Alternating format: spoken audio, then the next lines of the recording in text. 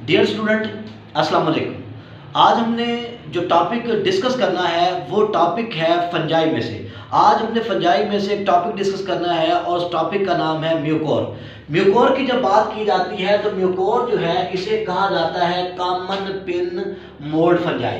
यानी कि जिस तरह अगर हम कॉमन पिन को देखें तो ऊपर उसके क्या होता है, हेड होता है, नीचे उसकी क्या मौजूद होती है, उसकी टेल मौजूद होती है। तो जब इन फंजाई को देखा जाता है तो ऊपर इनके स्पोरेंजियम नजर आते हैं, नीचे इनकी हाइफी होते हैं, तो बिल्कुल उनकी वही शेप बनती है जो असल में क्या होती है, कॉमन पिन की होती है। इसलिए इस म्यूकोर को जो है वो कॉमन पिन होल्ड का नाम भी दिया जाता है, कॉमन पिन मोल्ड इसे आमतौर पे कहा जाता है। अब इसकी बात करते हैं तो इसका ताल्लुक जो है वो जाइगो माइकोटा से है। जाइगो माइकोटा को कॉन्जुगेटिंग फंजाई भी कहते हैं। इन्हें कॉन्जुगेटिंग फंजाई इसलिए कहते हैं कि इनमें प्रोसेस ऑफ कॉन्जुगेशन होता है। वो कैसे होता है वो हम आपको बताएंगे। पहले हम डिस्कस करते हैं इसकी हैबिटेट को। हैबिटेट की जब बात की जाती है तो हैबिटेट में ये पाई जाती है ज़्यादातर एनिमल डंग के ऊपर। ये जो एनिमल डंग होता है, मैन्यूर होता है, गोबर होता है फ्रेश, अगर हमने इसको कल्चर करना है क्वाइट इजीली तो जो हॉर्स होता है, हॉर्स का जो फ्रेश एनिमल डंग है, हम उसके ऊपर जार रख दें तो वहां नीचे क्या होगा, आसानी से ये जर्मिनेट करना शुरू हो जाएंगे और हमें वाइटिश सफेद रंग का फ्लफी किस्म का मलमल का तरह का मुलायम तरह का क्या नजर आएगा, मटेरियल नजर आएगा, जिसकी पहचान है। और दूसरी इसकी पहचान यह है कि ऊपर हमें क्या नजर आएंगे, इसके स्पोरेंजियम जो कॉमन पिन की तरह होंगे, इसलिए इसे कॉमन पिन मोल्ड का नाम भी देते हैं। तो ज्यादातर ये एनिमल डंग में, इसके अलावा फ्रूट जो हमारे पास मौजूद होती है, ब्रेड वगैरह, ये वहां पर भी क्या होता है, ये पाया जाता है। ब्रेड के ऊपर होता है, फूड स्टपल्स हो गए, उनके ऊपर क्या होता है, ये पाया जाता है। तो ये बेसिक इसकी क्या होती है, वो हैबिटेट मौजूद होती है। जब हम इसकी बात करते हैं स्ट्रक्चर की, स्ट्रक्चर के हिसाब से ये क्या होता है, इसके जो हाइफी होते हैं वो सिलेंडर होते हैं, नाजुक से इनके हाइफी होते हैं, वाइट कलर के शुरू में होते हैं, लेकिन जब ये स्पोर बनते हैं तो ये ब्लैक हो जाते हैं। तो हाइफी इसमें पाए जाते हैं, हाइफी इसके सिलेंडर होते हैं, ठीक है, ब्रांच होते हैं। उसके अलावा क्या होते हैं, मल्टी न्यूक्लिएट होते हैं, यानी कि इनमें सेप्टा मौजूद नहीं होता। जिसमें सेप्टा मौजूद नहीं होगा ये हाइफी है, अगर इसमें सेप्टा मौजूद नहीं है तो ये मल्टी न्यूक्लिएट कहलाता है। अगर इसमें सेप्टा मौजूद हो तो फिर ये क्या कहलाता है, फिर ये यूनी न्यूक्लिएट। तो ये क्या होते हैं, सिनोसिटिक होते हैं, यानी कि ये क्या होते हैं, ये मल्टी न्यूक्लिएट पाए जाते हैं। उसके अलावा जब बात करते हैं तो इसमें हाइफी दो किस्म के होते हैं। एक हाइफी वो है जो हॉरिजॉन्टल ग्रो कर रहे हैं, जो हॉरिजॉन्टल ग्रो कर रहे हैं हाइफी, हम लोग उन्हें कहते हैं कि वो हाइफी क्या है, वो है स्टोलन, स्टोलन होते हैं ये। दूसरे वो होते हैं जो राइजाइडल होते हैं। राइजाइड का काम क्या है, ऑब्जर्वेशन करना, मटेरियल से क्या करना, न्यूट्रिएंट को ऑब्जर्व करना। और जो दूसरे होते हैं स्टोलन हॉरिजॉन्टल, उनका काम होता है कि इसे क्या करना, इसे सबस्ट्रेटम पर फैलने में और इसे ग्रो करने में मदद देना। जब हम इसकी सेल को देखते हैं तो इसकी सेल वॉल प्योरली काइटन की बनी होती है, इसमें किसी किस्म का कोई सेलुलोज मौजूद नहीं होता, यानी कि ये प्योरली क्या होती है, वो काइटन की बनी हुई सेल वॉल जो है मौजूद होती है। जब हम इसके एक सेल को देखते हैं, टिपिकल सेल को देखते हैं, तो सेल क्या होगा, टिपिकल, क्योंकि यूकैरियोट होती है फंजाई, म्यूकोर भी क्या है, वो यूकैरियोटिक है। जब हम उसे देखते हैं तो बाहर उसके क्या मौजूद होती है, वही सेल वॉल जो काइटन की बनी होती है, अंदर उसके मौजूद होती है प्लाज्मा मेम्ब्रेन, और प्लाज्मा मेम्ब्रेन में थोड़ा सा स्टीरोल क्या होता है, वो मौजूद होता है। दरमियान में इसके क्या होते हैं, न्यूक्लियस मौजूद होता है। अब क्योंकि ये एक यूकैरियोटिक है तो इसमें माइटोकॉन्ड्रिया, गाल्गी बॉडीज, गाल्गी अपरेटस और इसके अलावा एंडोप्लाज्मिक रेटिकुलम वगैरह मौजूद होते हैं, जो इसके सेल की क्या होती है, वो खासियत पाई जाती है। अब हम जब मजीद देखते हैं इसे, तो जैसे मैंने आपको बताया ये फ्लफी टाइप का मटेरियल होता है, इसी लिहाज से जब हम इसे देखते हैं तो इसमें रिप्रोडक्शन भी तीन किस्म की इसमें पाई जाती है।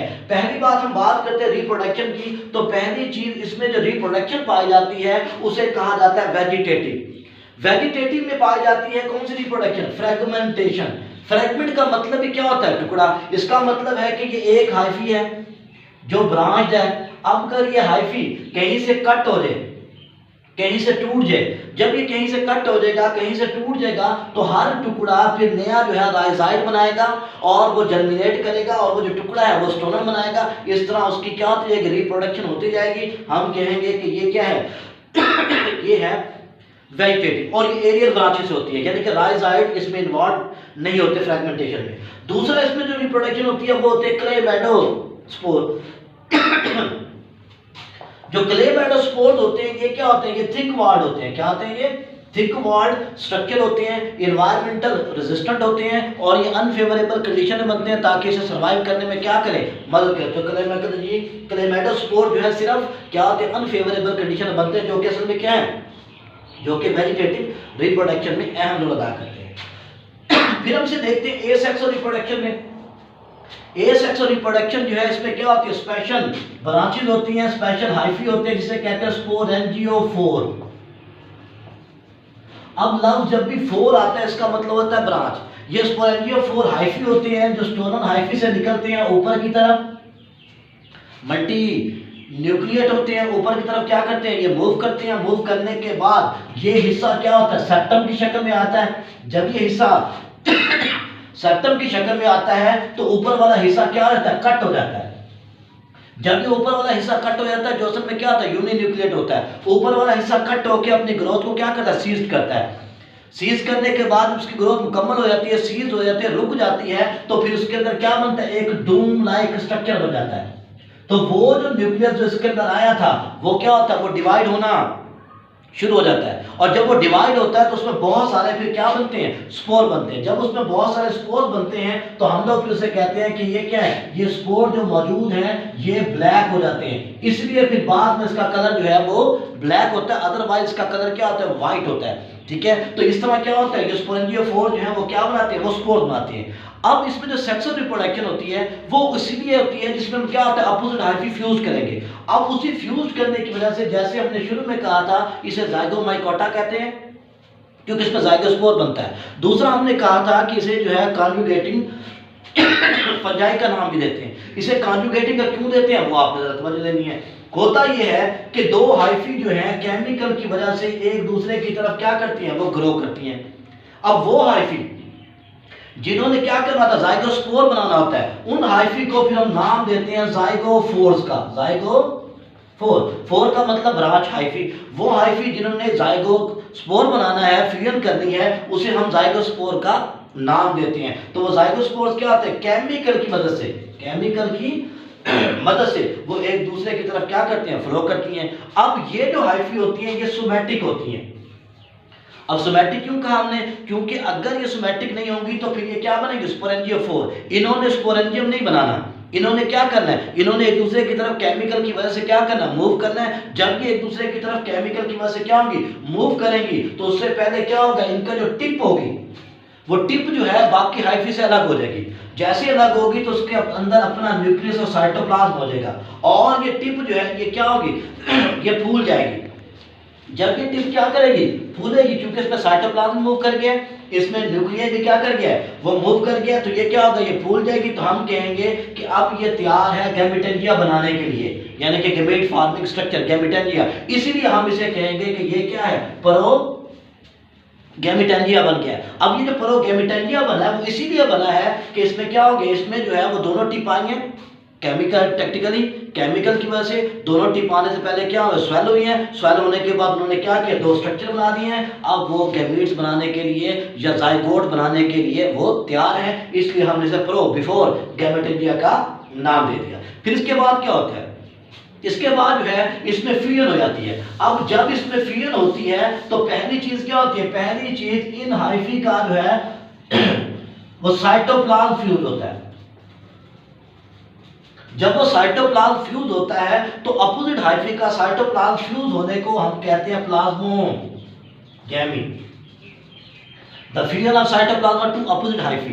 इसीलिए फिर हम इस स्ट्रेन को क्या करते हैं, एक को पॉजिटिव कहते हैं, एक को नेगेटिव कहते हैं। जो पॉजिटिव होती है हम उसे मेल कंसीडर कर लेते हैं, जो नेगेटिव होती है उसे हम फीमेल कंसीडर कर लेते हैं, क्योंकि इनमें मेल और फीमेल का कोई डिस्टिंग्विश मौजूद नहीं होता। तो इसका मतलब पहले क्या होगा, साइटोप्लाज्म का फ्यूज होगा, प्लाज्मोगैमी बनेगी। फिर उसके बाद क्या होगा, फिर उसके बाद जो है वो डाइकैरियोटिक स्टेज बन जाएगी और डाइकैरियोटिक स्टेज के बाद कैरियोगैमी बनेगी और कैरियोगैमी बनने के बाद ये चेंज हो जाएगा एक स्ट्रक्चर में जिसे कहेंगे जाइगोस्पोर। जब ये जाइगोस्पोर में क्या हो जाएगा, चेंज हो जाएगा, फिर ये जाइगोस्पोर क्या होगा, वो जर्मिनेट करेगा। जब ये जाइगोस्पोर जर्मिनेट करेगा, क्योंकि ये डिप्लॉइड है, ये जर्मिनेट करेगा। जर्मिनेट करने के बाद ये नया जो है वो हाइफी बनाएगा और हाइफी के बाद उसमें क्या होगी, मजीद जो है मियोसिस होगी। मियोसिस के बाद फिर उसमें स्पोर बनेंगे और वो स्पोर जर्मिनेट करके दोबारा क्या बनाएंगे, दोबारा जो है वो हाइफी बनाएंगे। हाइफी फ्यूज होके माइसीलियम बनाएंगे और इस तरह दोबारा जो है वो म्यूकर की जो है वो बॉडी बन जाएगी। तो म्यूकर बेसिकली क्या है, म्यूकर बेसिकली जो है ज़ाइगोमाइकोटा से इसका ताल्लुक है, कॉन्जुगेटिव फंजाई से है, बिल्कुल उसी से इसका ताल्लुक है जिसका राइजोपस से भी होता है। लेकिन कॉमनली इसे क्या कहते हैं, कॉमनली इसे जो है हम कॉमन पिन मोल्ड का नाम दिया जाता है। तो ये हमारा आज का लेक्चर था, कल इंशाल्लाह हम मजीद डिस्कस करेंगे।